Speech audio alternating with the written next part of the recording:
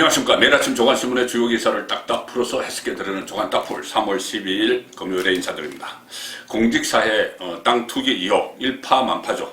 어제는 정부 합동조사단이 이 국토교통부 소속 공무원 그리고 LH 소속 공무원 14,300명에 대해서 이 전수조사를 한 결과를 발표를 했는데 기존에 투기 의혹이 있었던 그 13명 참여연대와 민변이 발표한 13명 외에 고작 7명을 더 밝혀냈다 이렇게 발표를 했습니다.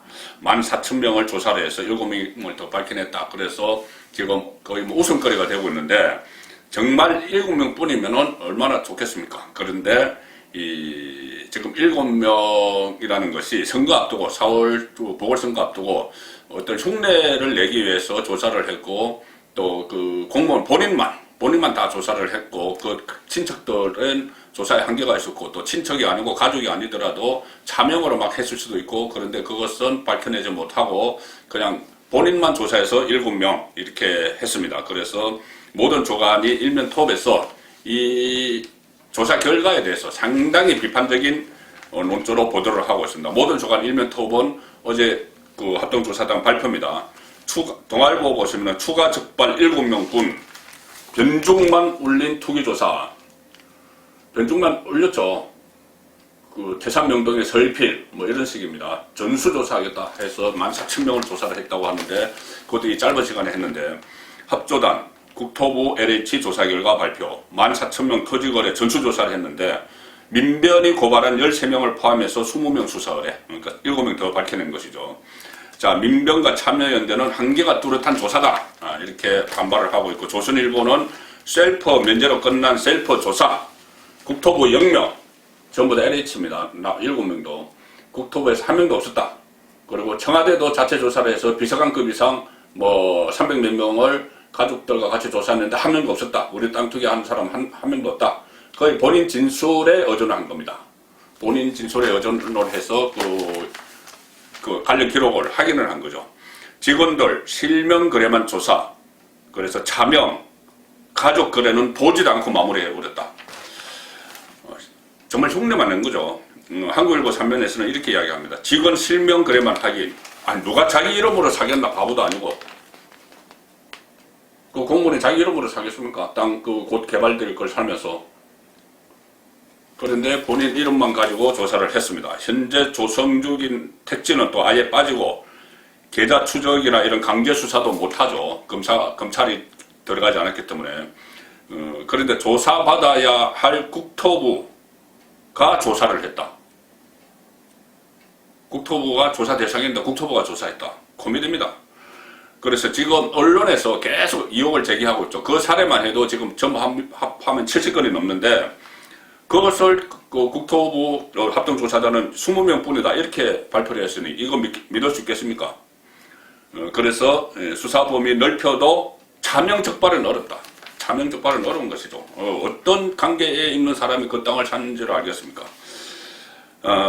세계일보는 수사권 없어 예견된 깡통조사 선거 겨냥해서 보여주기식 발표만 했다. 오히려 국민들의 화를 더 돋웠다. 자, 이 한계 드러낸 합조단 1차 조사. 실효성 없다. 지적해도 조사는 계속 진행하고 미흡한 결과가 나왔기 때문에 오히려 선거에 여당 쪽에 악영향을 미칠 것으로 관측이 된다. 그리고 2차 조사는 또 지방 공기업을 비롯해서 9,000명을 할 건데 자, 이것은 과연 제대로 할지 의심스럽습니다. 자, 이 투기 냄새가 공직사회에서 진동을 하는데 이런 LH나 이런 곳뿐이 아니고 정치권에서도 지금 진동을 하고 있습니다. 민주당 의원이 3명이 뭐 신도시 주변에 투기와 연루된 의혹이 있었다는 보도가 계속 나왔죠. 그런데 오늘 중앙일보는 추가로 또 의혹들을 제기했습니다. 현직 민주당 의원들입니다. 일면 토부에 중앙일보는 이 내용을 실었습니다. 서영석 부천 정을 지역구로 두고 있는 서영석 민주당 의원 또 김주영 민주당 의원 김포가 서영석은 신도시 인근에 김주영은 뉴타운에 땅 투기한 의혹이 있다. 중앙일보가 이것을 일면 톱으로 실었으면 관련 취재를 충분히 했고 자료도 확보했다는 이야기입니다.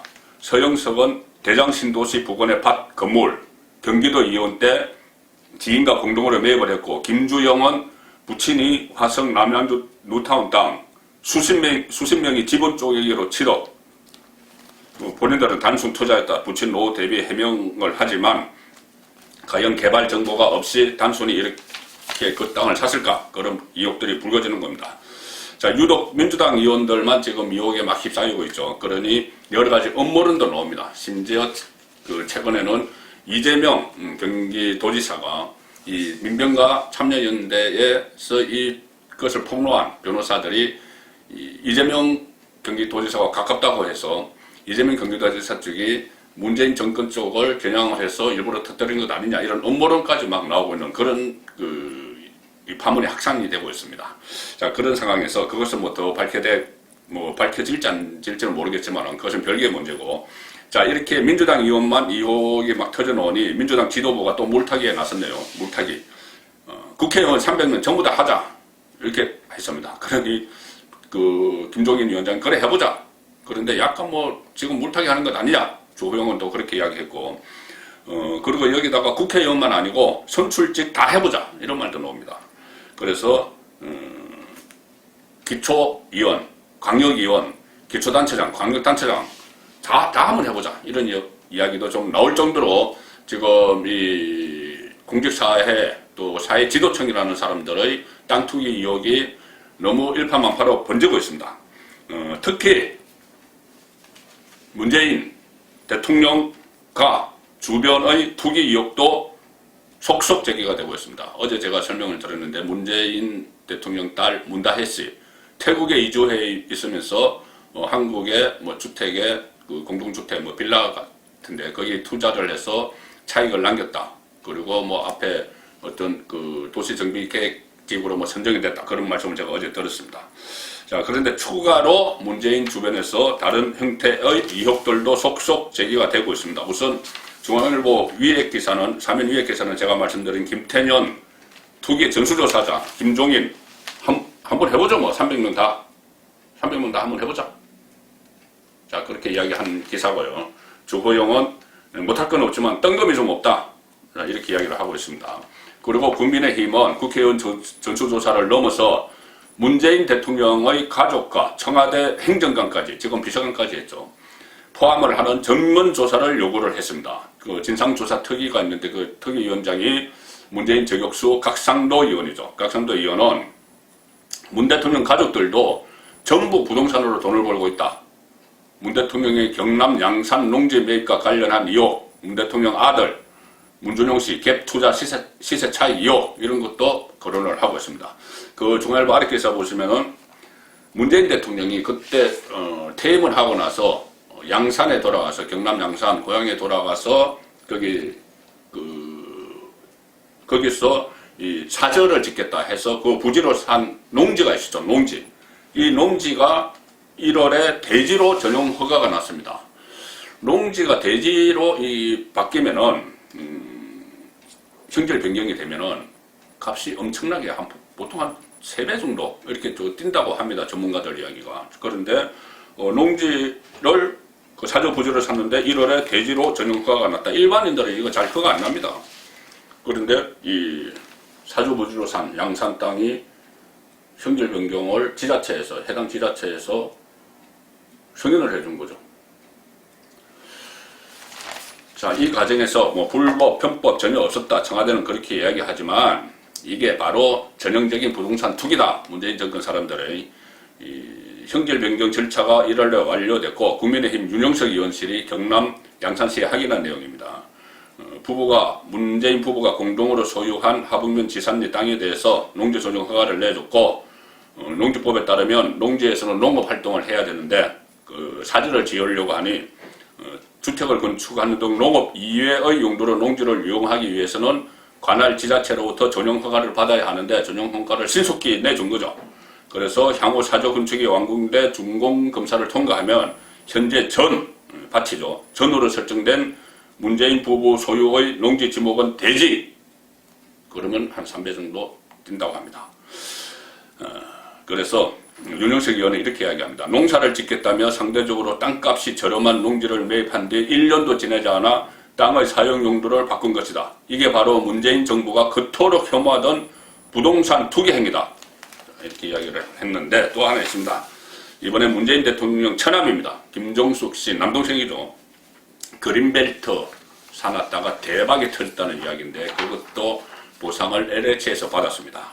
조선일보 오면 단독 기사입니다. 그린벨트 매입한 문 대통령 처남 LH 보상으로 무려 47억 원 차익을 챙겼다.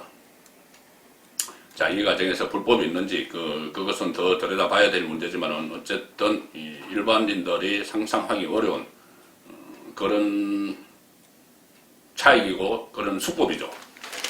성남 그린벨트 땅을 2002년부터 8년간 4차례 2,900평을 매입을 했습니다. 매입을 했는데 이것이 그린벨트 내 전답이 한국토지주택공사 LH에 수용이 되면서 47억 원의 토지 보상 차익을 거뒀다. 그린벨트 내 전담 매입 시점은 물론 10여 년 전이고 LH 직원 투기 의혹이 제기된 상기 신도시와 관련이 없다. 그렇지만 야당은 김 씨가 그린벨트 땅에서 수십억 원대 차익을 받기 때문에 투자 목적이 아닌지 의심이 간다. 그린벨트 땅을 산 자체가 일종의 투기 목적이었다.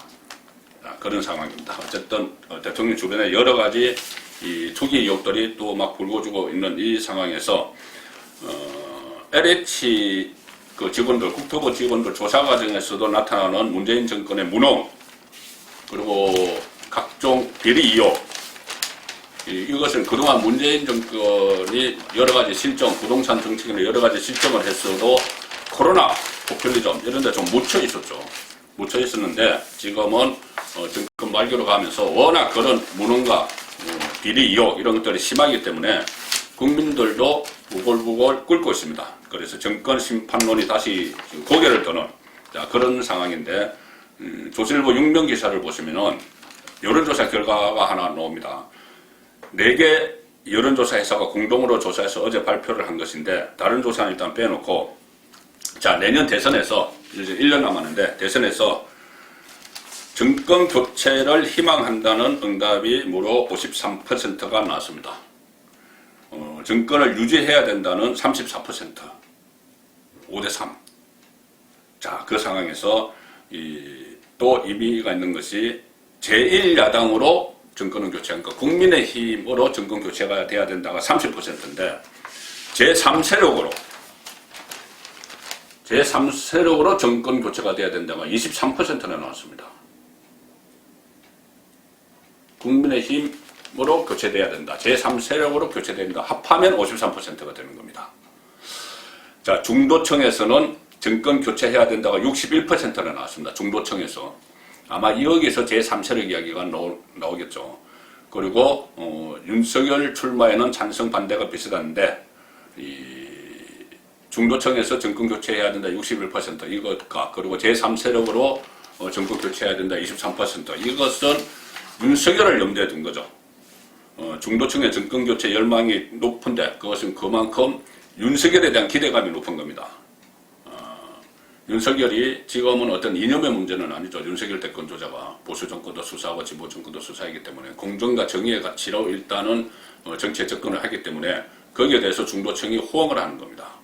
자, 윤석열에 대한 기대감이 그만큼 커지고 있는데 윤석열 바람은 여전히 지금도 오늘도 대선 전국을 강타를 하고 있습니다. 국민일보 6면 보시면은 올드보이까지 소환한 윤석열 돌풍. 서울시장 범야권 주자 오세훈, 안철수도 로보콜. 지금 파란을 일으키고 있다. 이 말이 맞는 것 같습니다.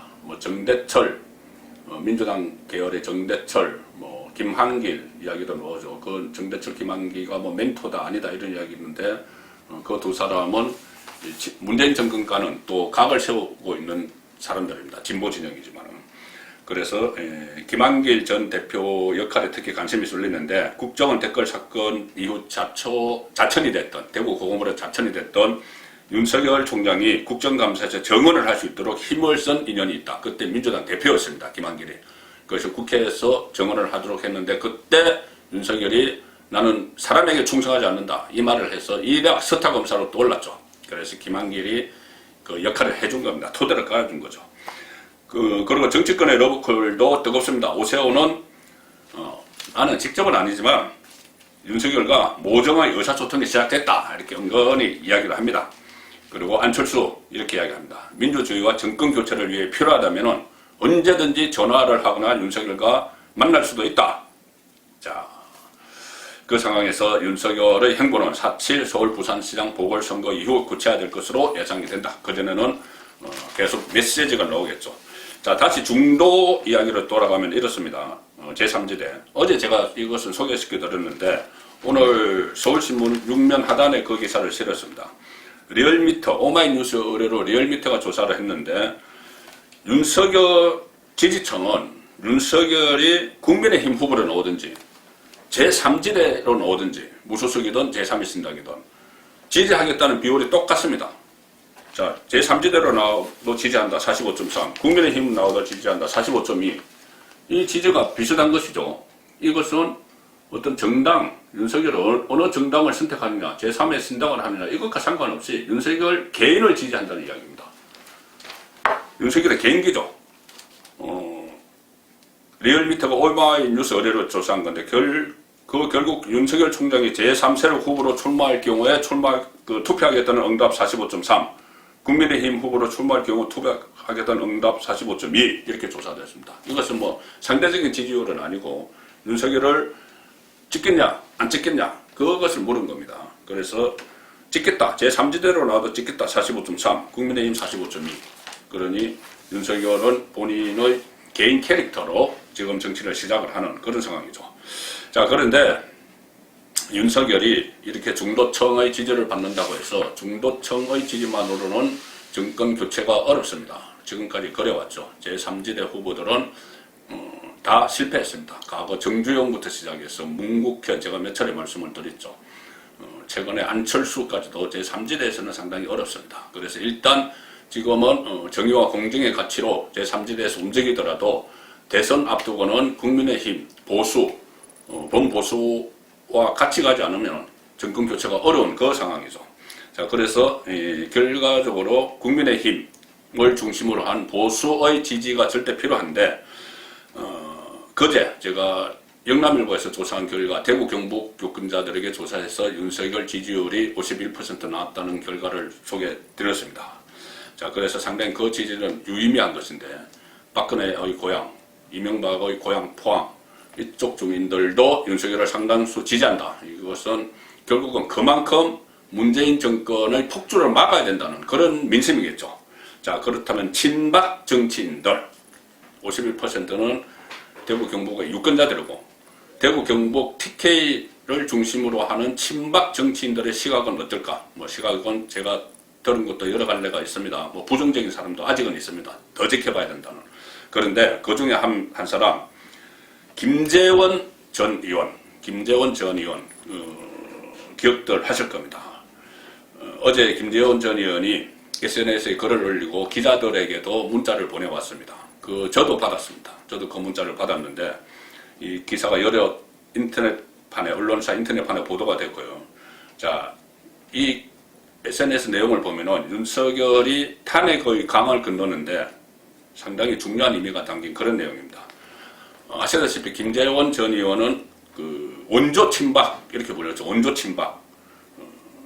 대구 시민고등학교를 나왔고 경북 어성에서 국회의원 생활을 했고 박근혜 전 대통령이 2007년 이명박 전 대통령과 경선을 했을 때 그때 선대위 대변인을 했고 박근혜 정권에서 청와대 정무수석을 했고 또 정무특보를 했습니다. 박근혜 전 대통령 정무특보까지 했습니다. 자, 그런 김재원 의원이 SNS에 글을 올리고 일부 기자들에게 글을 보냈는데 기자들에게 보낸 글은 이렇게 시작합니다. SNS는 이 내용은 없습니다. 제 마음으로는 좀 괴로운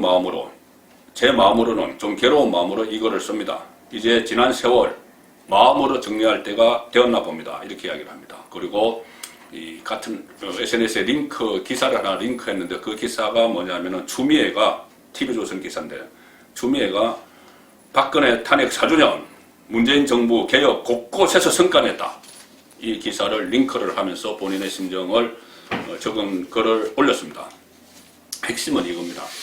처음에 글은 이렇게 시작이 됩니다. 2016년 탄핵 국면에서 박지원, 지금 국정원장이죠. 박지원 당시 국민의당 비대위원장이었는데 박지원이 탄핵을 주도를, 박근혜 전 대통령 탄핵을 주도를 하면서 악마면 어떠냐. 험한 고개를 넘을 때는 악마의 손이라도 잡고 넘어가야 된다. 이렇게 이야기하면서 당시 박근혜 대통령 탄핵에 찬성한 그 당시 여당 의원들과 같이 힘을 합쳐서 박근혜 탄핵에 나서야 된다. 이런 주장을 하면서 악마의 손이라는 표현을 썼죠. 그것을 그대로 차용을 해서 이렇게 이야기합니다. 악마면 어떠냐? 윤석열 안고 가자. 자, 이것은 인터넷 기사입니다. TV조선, 조선일보의 인터넷 기사인데 이런 기사가 상당히 많이 나와 있습니다. 지금. 악마면 어떠냐? 윤석열 안고 가자. 이길 수만 있다면 윤석열이 괴물이면 어떻고 악마면 어떤가. 차라리 윤석열이라도 안고 가서 이 정권을 끝내야 한다. 윤석열이 악마로 보였을 수는 있지만 그 악마의 손을 잡고 어둠을 헤쳐낼 희망이 보이니 그것만으로도 다행이다. 김재원이 본인도 그 윤석열에 대한 깊은 원한이 있습니다. 이 글에서도 이렇게 씁니다. 2016년 12월 박근혜 탄핵 소추안 가결 당시를 설명을 하면서 그때부터 지옥문이 한짝 열렸다. 탄핵과 적폐몰이의 중심에는 윤석열 전 총장이 있었다. 또 이명박 박근혜 정부에서 일했던 정치인과 고위 공무원들 수백 명은 적폐몰이 수사로 줄줄이 감옥으로 가거나 아예 견디지 못하고 목숨을 끊었다. 김재수 전 기무사령관이 이야기하는 거죠. 그러면서 정무수석으로 지낸 나도 여러 곳에서 조사와 재판을 받으며 내 가족까지도 정신적 파탄에 내몰렸다. 그러면서 몇 가지 사례를 적었습니다. 그러고 나서 윤석열 총장을 안고 가야 한다. 윤석열이 잘 되기를 진심으로 바란다. 그의 선택이 대한민국의 보탬이 될 것이라 믿기 때문이다. 이렇게 끝을 냈습니다.